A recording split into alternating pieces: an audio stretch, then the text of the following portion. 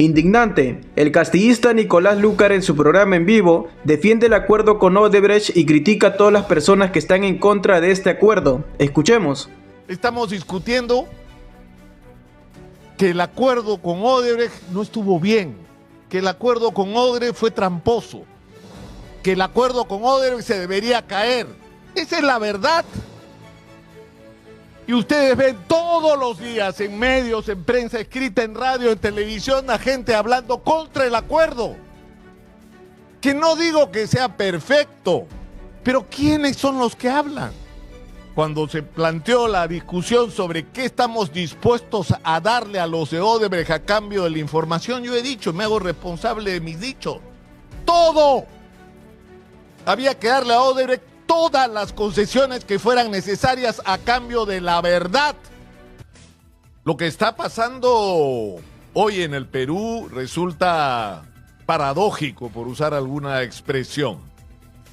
Es decir, el principal problema que tenemos en el Perú, donde nos sobra todo, pero donde nos falta clase política, es que se ha apoderado del aparato del Estado durante décadas y, según el historiador que en paz descanse, Alfonso Quirós, prácticamente por siglos, una costra corrupta que maneja los recursos públicos y que impide que los momentos de crecimiento que ha tenido nuestro país, como el que hemos vivido en las últimas décadas, permita que ese crecimiento se convierta en la transformación para la vida de la inmensa mayoría de peruanos.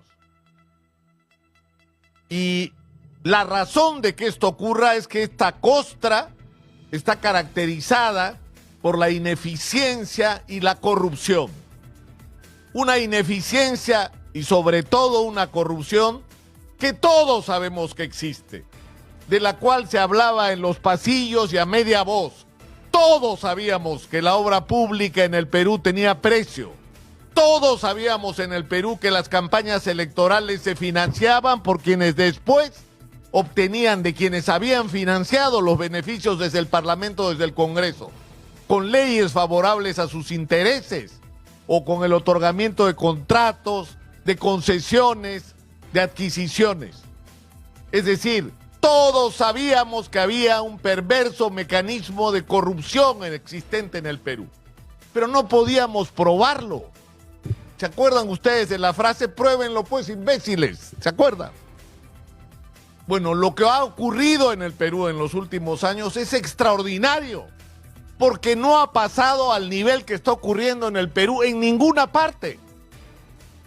Tal vez la única referencia sea Italia, con los jueces de manos limpias. Y eso tiene que ver directamente con la existencia de fiscales en diversos grupos, pero en particular en el equipo Lava Jato, y con el uso inteligente del mecanismo de la colaboración eficaz, porque era imposible que tú supieras cómo un presidente, un ministro, un gobernador, un alcalde o alcaldesa se había entendido con una constructora, una empresa, un proveedor, si uno de los dos no hablaba. Y hablaron. Y es el caso Odebrecht. Y dieron información que nos permite que hoy Alejandro Toledo esté en la cárcel. Exitosa. Que Ollantumala esté camino a la cárcel. Que Alan García, si no se hubiera suicidado, también iría camino a la cárcel. Que Susana Villarán va a terminar en la cárcel. Que Martín Vizcarra va a terminar en la cárcel. Que el gobernador Acurio va a terminar en la cárcel. Que Félix Moreno va a terminar en la cárcel. Es decir, y no sigo porque la lista es muy grande. Pero ¿qué es lo que está ocurriendo? Es decir, en el momento crítico, clave, decisivo, donde empiezan los juicios y empiezan las sentencias, no estamos discutiendo de eso. Estamos discutiendo que el acuerdo con Odebrecht no estuvo bien, que el acuerdo con Odebrecht fue tramposo, que el acuerdo con Odebrecht se debería caer, y que por lo tanto todas las pruebas que se han aportado en este proceso no tendrían validez. ¿Para qué? Para librar a los acusados de corrupción. Esa es la verdad. Esa es la verdad. Y ustedes ven todos los días en medios, en prensa escrita, en radio, en televisión, a gente hablando contra el acuerdo. que no digo que sea perfecto, pero ¿quiénes son los que hablan?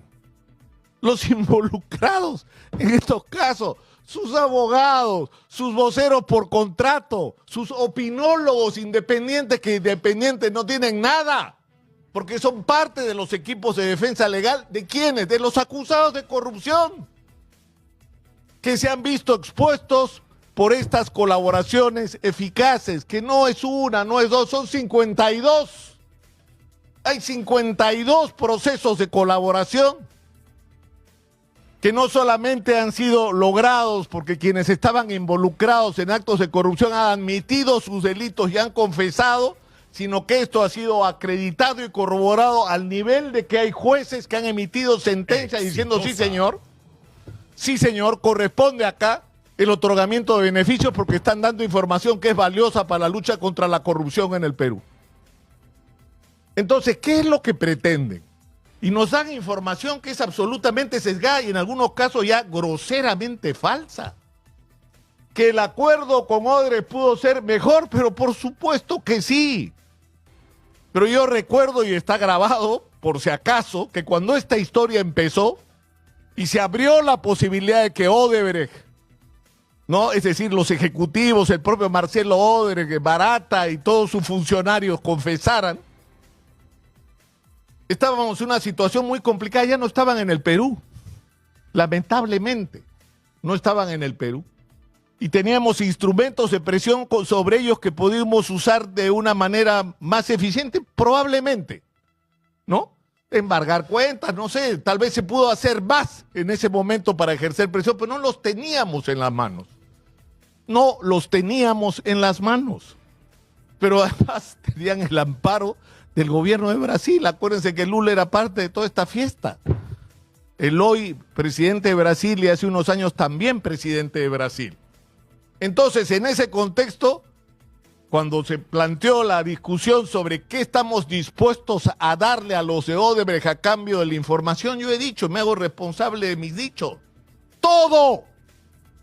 Había que darle a Odebrecht todas las concesiones que fueran necesarias a cambio de la verdad, de que nos digan qué presidentes de la República, qué gobernadores, qué alcaldes habían recibido dinero sucio.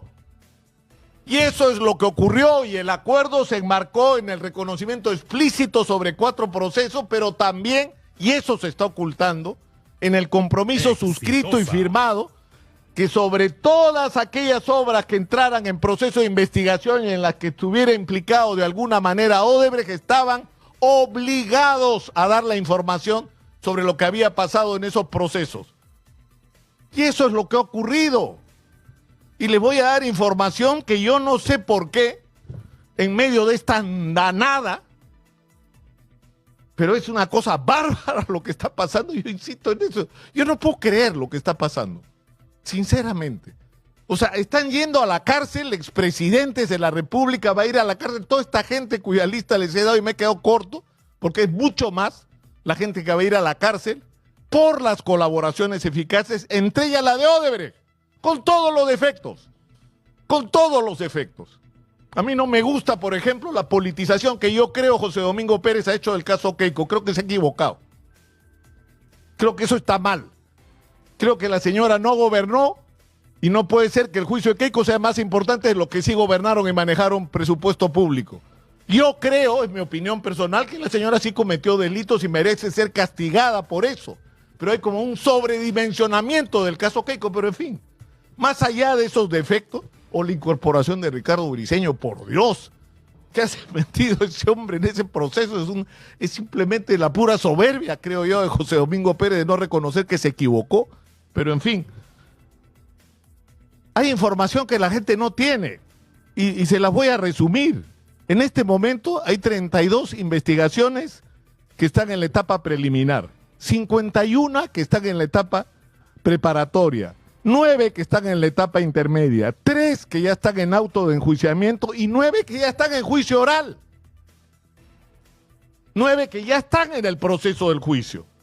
Hay en total 20 requerimientos acusatorios contra todos los imaginables, es decir, Toledo, el Partido Nacionalista, el caso de Irsa Sur, la vía de evitamiento, donde está el exgobernador de Cusco, Acurio, el caso de bonos soberanos, bueno, el caso Cócteles, que en realidad es el caso de aumentar 500 a Keiko, el caso Citrán, la Costa Verde del Callao, donde está Félix Moreno, el caso de la revocatoria, en el que está implicada Susana Villarán, y que además ha provocado, entre otras cosas, que el propio Domingo Pérez, en esta vez actuando adecuadamente, ha dicho, a ver un ratito, si la línea amarilla fue otorgada a cambio de comisiones ilegales, es cierto que el proceso no ha terminado, pero es absolutamente legítimo por todas las evidencias presentadas y por el reconocimiento de la propia Susana Villarán de la recepción de dineros ilegales, que se suspenda el cobro de peajes y que este regrese a la Municipalidad de Lima, cosa que debería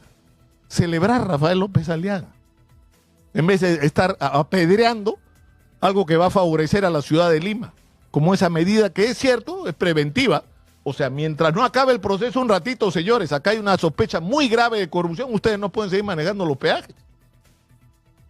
Pero en fin, y no solamente hay esto, la lista es muy grande, son 20, hay 12, miren ustedes, para que la gente se entere de lo que está pasando, hay 1.123 personas naturales que están investigadas.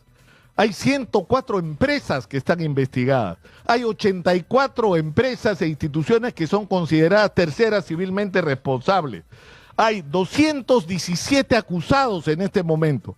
Hay 23 personas jurídicas sobre las que se ha requerido incluso la disolución y la liquidación por su participación o beneficio en actos de corrupción. Hay 57 personas, se han pedido penas privativas de la libertad entre 9 y 35 años. Es decir, la lista es enorme de los beneficios que ha tenido el que tengamos un equipo dedicado especialmente a combatir la corrupción, a descubrir la corrupción, a destapar la corrupción, y que este equipo haya usado el mecanismo de la colaboración eficaz como un instrumento sumamente valioso para llegar a la verdad. Es decir, cuando en la guerra contra el terrorismo se dio la ley del arrepentimiento, que permitía que los terroristas pidieran perdón, se acogieran a la justicia y dieran información sobre quiénes eran los mandos y cómo funcionaba Sendero, se le dio un golpe mortal a Sendero Luminoso, porque debilitó sus propias filas y nos proporcionó como Estado información que fue extraordinariamente valiosa para golpear y finalmente aniquilar a Sendero Luminoso. La propia captura de Abimael Guzmán tuvo mucho que ver con la existencia de este mecanismo y con que hubiera gente dispuesta a colaborar con las autoridades a cambio de beneficios. Entonces, tenemos que aprender esa lección. Y a mí, sinceramente, me parece, y lo voy a decir con todas sus letras, una vergüenza lo que está pasando. Una vergüenza que cuando estamos en un momento crítico, en un momento donde lo que vamos a mostrarle al país y al mundo es que en el Perú no solamente hay corrupción, sino que la combatimos, y que en el Perú hay presidentes que roban, sí señor, pero que van a la cárcel por ladrones. En ese momento, en vez de celebrar y apoyar ese proceso, lo que se está haciendo es tratando de boicotearlo, tratando de que se venga abajo, tratando de que en el Perú haya impunidad. Y termino con esto, señora Magariño. Es decir, ¿cómo diablos le decimos a los jóvenes del Perú, y lo he dicho muchas veces antes, cómo diablos le decimos a los jóvenes peruanos, respeta la ley? Exitosa. No robes, no seas corrupto. Si los presidentes de la República son unos ladrones, si los gobernadores, no todos, por supuesto, son unos ladrones, si los alcaldes y alcaldesas son unos ladrones, no todos, insisto, muchos de ellos, demasiados, ¿cómo le vamos a decir a los jóvenes cumple la ley si los que deberían ser los referentes morales de la conducta nacional dan vergüenza? La única manera a partir de la cual podemos tener autoridad moral sobre nuestros jóvenes para pedirles que cumplan la ley, que caminen derecho, es diciendo, en el Perú, un presidente puede robar, sí, y nos da vergüenza, pero no solo nos da vergüenza, los metemos en la cárcel. Ese es el mensaje que tenemos que darle a los jóvenes, que en este país no estamos dispuestos a permitir la impunidad.